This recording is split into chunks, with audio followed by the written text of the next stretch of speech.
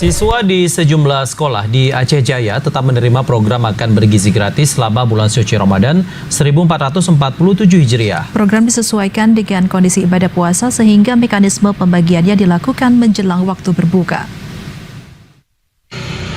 Berbagai sekolah di Kabupaten Aceh Jaya mendapatkan program makan bergizi gratis atau MBG selama bulan suci Ramadan 1447 Hijriah. Sejumlah sekolah menyambut baik kebijakan tersebut karena dinilai membantu memenuhi kebutuhan gizi siswa meskipun sedang menjalankan ibadah puasa.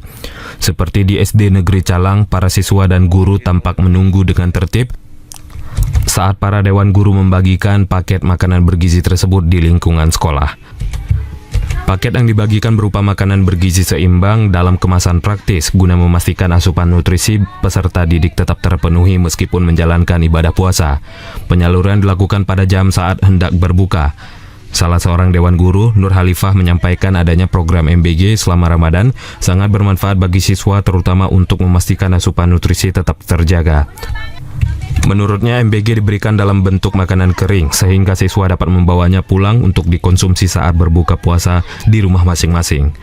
Kalau menurut kami ya, karena kan kemungkinan orang tua kadang nggak sempat, ya kan, anak-anak mungkin nanti terlalu lelah. Jadi kalau bisa dibaginya dalam seminggu tuh 4 kali paket, atau Senin, Selasa, Rabu, Kamis. Jadi kan anak-anak nggak bolak-balik. Ini kan besok dia datang lagi, nggak tentu. Kadang anak-anak nanti dia nggak semua lemas lagi puasa. Bisa bentuk kering atau gimana? Bentuk kering, bagusnya bentuk kering. Kalau Kami berharap lebih cepat lagi, karena kayak kami guru kan harus masak lagi di rumah. Kadang orang tua juga terburu-buru untuk antar jemput anak-anak kan. Kalau bisa jam-jam 3 itu udah di sekolah.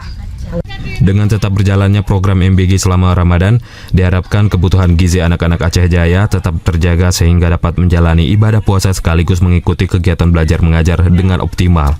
Dari Aceh Jaya, Musliadi, TVRI Aceh melaporkan.